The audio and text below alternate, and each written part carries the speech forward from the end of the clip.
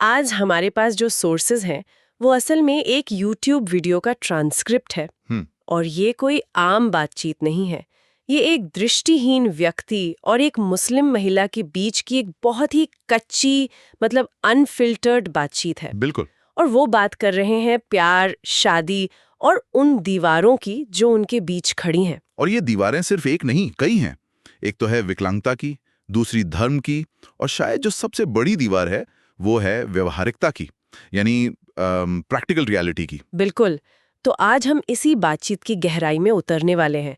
हमारा मकसद ये समझना है कि जब दो इंसानों का प्यार इन सब सच्चाइयों से टकराता है तो असल में होता क्या है। ये सिर्फ एक लव स्टोरी का विश्लेषण नहीं है, ये उन मुश्किल सवालों को समझने की कोशिश है जो अक्सर हम सब पूछने से डरते हैं। तो चलिए इस बातचीत की परतों को खोलते हैं। और जो बात मुझे इसमें सबसे ज्यादा फैसिनेटिंग लगी वो ये है कि ये बातचीत किसी फिल्मी कहानी की तरह नहीं है। नहीं, बिल्कुल नहीं। ये हमें सपनों और हकीकत के बीच के असली संघर्ष को दिखाती है। मतलब ये हमें सोचने पर मजबूर करती है कि रिश्तों में कमिटमेंट का असली मतलब क्या होता है। क्या ये सिर्फ भावनाओं का नाम है या कुछ और भी है? सही बात है। और बातचीत की शुरुआत ही बहुत धमाकेदार तरीके से होती है। पुरुष कोई भूमिका नहीं बांधता, कोई रोमांटिक बातें नहीं करता। नहीं। वो सीधा उस मुद्दे पर आता है जिससे सब बचना चाहते हैं। वो अपनी विकलांगता की सच्चाई को महिला के सामने एक आईने की तरह रख देता है। हाँ, वो लगभग उसे चैलेंज कर रहा है। वो सीधे सीधे पूछता है, क्या तुम्हारे मन में एक ख्याल नहीं आता कि वो अंधा है, उसके साथ जिंदगी बिताना मुश्किल है। राइट। वो पैसे नहीं कमा सकता, मुझे काम करना पड़ेगा, मुझे उसका एक बच्चे की तरह ख्याल रखना होगा। ये सुनना ही कितना मुश्किल है। वो चाहता है कि महिला इन सच्चाइयों का सामना करे अभी, इसी वक्त। वो उसे किसी भ्रम में नहीं रखना चाहता। एग्जैक्टली। ये सिर्फ एक सवाल नहीं है, ये उनके रिश्ते की नींव की एक तरह से परीक्षा है। वो रोमांस की धुंध से बाहर निकलकर उसे इमोशनल और प्रैक्टिकल बोझ की हकीकत से रूबरू करा रहा है। और दिलचस्प बात यह है कि महिला का जवाब क्या होता है। हाँ, उसका जवाब। वो कहती है, अगर मैं तुमसे शादी करती हूँ तो मुझे सुपर वुमन, वंडर वुमन बनना होगा। वाह! इस एक लाइन में उसने कितनी बड़ी बात कह दी। बिल्कुल। वो ये नहीं कह रही कि मैं ये नहीं कर सकती, वो ये कह रही है कि ये करने के लिए मुझे ऑर्डिनरी से एक्स्ट्राऑर्डिनरी बनना पड़ेगा। इसमें उसकी झिझक भी है और उसे सिचुएशन की गंभीरता का अंदाजा भी है। बिल्कुल। और पुरुष इस बात को और पुख्ता करता है। वो बार बार अपनी निर्भरता को दोहराता है। वो कहता है कि मैं प्यार और साथ देने के अलावा कुछ नहीं कर सकता। वो कहता है, मैं बिस्तर पर लेटे रहने, घर में घूमने, तुमसे बात करने या प्यार करने के अलावा कुछ भी करने में सक्षम नहीं हूं। ये ब्रूटल ऑनेस्टी है। एक तरह से देखा जाए तो क्या ये उसकी तरफ से एक तरह का सेल्फ सैबोटाज है या ये बस प्योर ऑनेस्टी है? मतलब वो उसे डरा रहा है या तैयार कर रहा है? ये एक बहुत अच्छा सवाल है। मुझे लगता है ये दोनों का मिश्रण है। अच्छा। वो उसे तैयार कर रहा है, लेकिन साथ ही शायद वो खुद को भी बचा रहा है।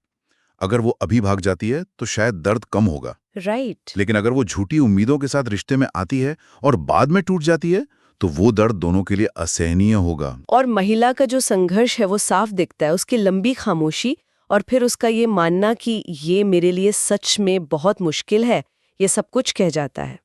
एक तरफ वो कहती है मेरे मन में तुम्हारे लिए भावनाएं हैं, और दूसरी तरफ उसे वो भयानक हकीकत दिख रही है जिसका उसे सामना करना पड़ेगा। इसी को तो कॉग्निटिव डिसोनेंस कहते हैं ना, जब आपका दिल कुछ और कह रहा हो और आपका दिमाग आपको कुछ और सच्चाई दिखा रहा हो। सही बात है। ये एक बहुत ही पेनफुल मेंटल स्टेट होती है। उसका दिल उस कनेक्शन को महसूस कर रहा है, लेकिन उसका दिमाग उसे आने वाले कल की मुश्किलों का पूरा हिसाब किताब दे रहा है, और वो इन दोनों के बीच फंसी हुई है। मतलब ये सिर्फ शुरुआत है और यहीं पर दाव इतने ऊंचे हो चुके हैं। लेकिन जैसे ये काफी नहीं था, इस कहानी में एक और बहुत बड़ी दीवार है। हाँ। और वो है धर्म की। हाँ, विकलांगता की चुनौती तो एक व्यक्तिगत स्तर पर है, लेकिन धर्म की चुनौती सामाजिक और सामुदायिक है, जो इसे और भी ज्यादा जटिल बना देती है। पुरुष हिंदू है और महिला मुस्लिम, और महिला इस मामले में बिल्कुल साफ है। वो कहती है मैं मुस्लिम हूँ और तुम नहीं, हम दूसरे धर्म में शादी नहीं कर सकते। बिल्कुल क्लियर लाइन खींच दी उसने। हाँ, वो एक बहुत ही स्पष्ट सीमा खींच देती है। इसमें कोई अगर मगर नहीं है। और यहाँ दोनों के नजरिए का अंतर देखने लायक है। पुरुष का तर्क है कि अगर परिवार मान जाए तो नियम तोड़े जा सकते हैं। उसका नजरिया ज्यादा उदार है। वो मानता है कि इंसानी रिश्ते नियमों से ऊपर हो सकते हैं। उसे लगता है कि अगर लोग चाहें तो कोई उन्हें नहीं रोक सकता। बिल्कुल। लेकिन महिला की दुनिया में उसके समुदाय में नियम इतने लचीले नहीं हैं। वो अपने धर्म की पाबंदियों पर जोर देती है। सही। ये दिखाता है कि कैसे कभी-कभी आपकी व्यक्तिगत पसंद पर आपके समुदाय और धार्मिक सिद्धांतों का दबाव हावी हो जाता है। उसके लिए ये सिर्फ उसका और उस लड़के का फैसला नहीं है, ये उसके पूरे परिवार और समाज का फैसला है। और फिर यहीं से धर्मांतरण यानी कन्वर्जन की बात आती है। पुरुष कहता है कि वो उसके लिए मुस्लिम बनने के बारे में सोच सकता है, भले ही वो किसी भगवान में यकीन नहीं करता हो। वो इसे एक प्रैक्टिकल सॉल्यूशन की तरह पेश करता है। अब यहाँ एक बहुत ही दिलचस्प सवाल खड़ा होता है, ऑथेंटिसिटी वर्सेस प्रैक्टिकलिटी का। हाँ। क्या बिना विश्वास के किया गया धर्मांतरण एक वैलिड सॉल्यूशन है या सिर्फ एक दिखावा? सही बात है। एक तरफ से देखे तो ये बहुत बड़ी बात लगती है। वो कह रहा है कि मैं तुम्हारे लिए अपनी पहचान का एक हिस्सा बदलने को तैयार हूँ। ये तो कमिटमेंट की निशानी हुई ना। है तो सही, लेकिन क्या ये वाकई में उतनी बड़ी बात है जितनी लग रही है, या ये बस एक शॉर्टकट है? अच्छा। वो खुद कहता है कि वो भगवान में नहीं मानता, तो उसके लिए ये धर्म बदलना शायद कपड़े बदलने जैसा है। ये भी एक पॉइंट है। इसमें उसका कुछ दांव पे नहीं लगा है, क्योंकि उसकी आस्था तो है ही नहीं। वो इसे अपनी मोहब्बत का सबूत मानता है। लेकिन क्या बिना आस्था के धर्म बदलना असली कमिटमेंट है, या ये सिर्फ उसके परिवार को खुश करने का एक तरीका है? और वो इस बात को और आगे ले जाता है जब वो उससे सवाल पूछता है। वो कहता है, अगर मैं कहूँ कि क्या तुम मेरे लिए हिंदू बन सकती हो, तो तुम इस बारे में सोचोगी भी नहीं। और महिला का जवाब हाँ में होता है। हाँ, वो साफ कहती है कि वो ऐसा कभी नहीं करेगी। और ये पल धार्मिक लचीलेपन में एक असंतुलन को उजागर करता है। पुरुष के लिए धर्म बदलना एक व्यवहारिक कदम है, महिला के लिए ये उसकी पहचान और आस्था का सवाल है, जिस पर कोई समझौता नहीं हो सकता। वो ये दिखाना चाह रहा है कि देखो, मैं ज्यादा फ्लेक्सिबल हूं, मैं ज्यादा कॉम्प्रोमाइज करने को तैयार हूं। तो एक तरफ उसकी लाचारी और निर्भरता की सच्चाई है, और दूसरी तरफ धर्म की ये मजबूत दीवार। और इन दोनों के बीच पुरुष उसे एक ऐसे मोड़ पर लाके खड़ा कर देता है जहां से शायद कोई आसान रास्ता नहीं है। बिल्कुल। वो उससे एक सीधा सवाल पूछता है, एक ऐसा सवाल जो किसी भी रिश्ते की नींव हिला सकता है। हाँ, वो बातचीत को उसके चरम पर ले जाता है। वो पूछता है, तुम आराम और प्यार में से किसे चुनोगी? प्यार के ऊपर आराम को या आराम के ऊपर प्यार को? ऑनेस्टली मेरा तो ये सुनकर ही दिल बैठ गया। ये कितना मुश्किल सवाल है। बहुत मुश्किल। और महिला की जो प्रतिक्रिया है वो बहुत कुछ कहती है। उसकी खामोशी और फिर उसका वो उलझा हुआ टूटा फूटा जवाब, आराम बिना प्यार के। ये सुनना ही बहुत मुश्किल है। इससे पता चलता है कि वो अंदर से कितनी कंफ्यूज्ड और ऑनेस्ट है। ये एक बहुत ही मार्मिक क्षण है। वो अपनी भावनाओं को व्यक्त करने के लिए संघर्ष कर रही है। हाँ। पुरुष एक गहरे इमोशनल सवाल का एक क्लियर लॉजिकल जवाब चाहता है, हाँ या ना। लेकिन जिंदगी के इतने बड़े फैसले हाँ या ना में नहीं लिए जाते। बिल्कुल नहीं। महिला का सीधा जवाब ना दे पाना ही बताता है कि ये कोई सिंपल इक्वेशन नहीं है। और फिर वो जो कहती है, मुझे एक मजबूत महिला बनना होगा, लेकिन मैं उतनी मजबूत नहीं हूँ। ये तो अपनी कमजोरी को स्वीकार करने जैसा है। ये बहुत हिम्मत की बात है। ये ब्रूटल सेल्फ अवेयरनेस का पल है। वो अपनी सीमाओं को पहचान रही है। वो ये नहीं कह रही कि प्यार में ताकत नहीं है, वो ये कह रही है कि शायद मुझ में इस प्यार को निभाने की ताकत नहीं है। ये बहुत ही वल्नरेबल और सच्चा क्षण है। सही बात है। वो कोई झूठा दिखावा नहीं कर रही कि प्यार सबको जीत लेगा। वो कह रही कि शायद इस लड़ाई में मैं हार जाऊंगी। लेकिन पुरुष का नजरिया इससे बिल्कुल अलग है। उसका जवाबी तर्क है कि चुनौतियां लोगों को मजबूत बनाती हैं। हाँ। वो कहता है, जब हमारे पास समस्याएं होती हैं तो वे समस्याएं हमें मजबूत बनाती हैं। वो संघर्ष को विकास के रास्ते के रूप में देखता है। हाँ, वो उसे समझाता है कि जैसे कोई बिना पानी में उतरे तैरना नहीं सीख सकता, वैसे ही बिना समस्याओं का सामना किए कोई मजबूत नहीं बन सकता। उसकी फिलॉसफी ऑफ लाइफ बहुत आइडियलिस्टिक है। उसे लगता है कि वो दोनों मिलकर इन मुश्किलों से लड़ेंगे और पहले से ज्यादा मजबूत बनकर निकलेंगे। जबकि महिला इसे एक ऐसे बिंदु के रूप में देख रही है जहां वो टूट सकती है। जैसा कि वो कहती है, मैं हार मान लूंगी। और यहीं पर मुश्किलों के प्रति दो बिल्कुल अलग अलग दृष्टिकोण दिखते हैं। एक के लिए ये खुद को और अपने रिश्ते को साबित करने का एक मौका है, और दूसरे के लिए ये टूटने का, बिखर जाने का एक बहुत बड़ा खतरा है। और सच तो ये है कि दोनों अपनी अपनी जगह सही हो सकते हैं।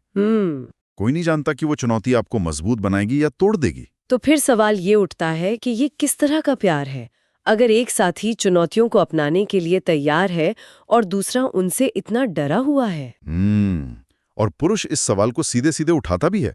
वो उस पर आरोप लगाता है, ये प्यार बात करने के लिए है, शादी के लिए नहीं। उसे लगता है कि जब असल कमिटमेंट की बात आती है, जब जिम्मेदारियों की बात आती है, तो महिला पीछे हट जाती है। राइट। उसके लिए प्यार का मतलब है मंजिल, यानी शादी, यानी एक साथ जिंदगी बिताना। लेकिन महिला अपना बचाव करती है, और उसका बचाव भी बहुत दिलचस्प है। वो कहती है कि वो उससे बात करने के लिए दूसरे पुरुषों को नजरअंदाज करती है। हाँ। वो कहती है, अगर मैं तुमसे सिर्फ बात करने के लिए प्यार करती, तो मैं दूसरे लोगों को मुझसे बात करने के लिए क्यों नजरअंदाज करती? वो ये साबित करना चाहती है कि उसकी भावनाएं सच्ची और एक्सक्लूसिव हैं। और यहाँ असल में हम देख रहे हैं कि दो लोग प्यार की दो अलग-अलग भाषाएं बोल रहे हैं। बिल्कुल। पुरुष के लिए प्यार का मतलब है मंजिल, यानी शादी, और महिला के लिए प्यार शायद वो सफर है, यानी ये बातचीत, ये कनेक्शन, ये इमोशनल इंटीमेसी, और उनकी गाड़ी इसी वजह से आगे नहीं बढ़ पा रही। तो महिला के लिए अपना समय और ध्यान देना ही अपने आप में एक बहुत बड़ी कमिटमेंट है। हाँ, उसे लगता है कि वो जो कर रही है वो भी प्यार का ही एक रूप है।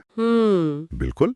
उसके नजरिए से वो अपनी दुनिया में रहते हुए, अपने नियमों के दायरे में रहते हुए उसे सबसे कीमती चीज दे रही है, अपना वक्त और अपनी इमोशनल एनर्जी। लेकिन पुरुष के लिए काफी नहीं है। नहीं है। उसे एक ठोस सामाजिक रूप से मान्यता प्राप्त कमिटमेंट चाहिए, जो है शादी।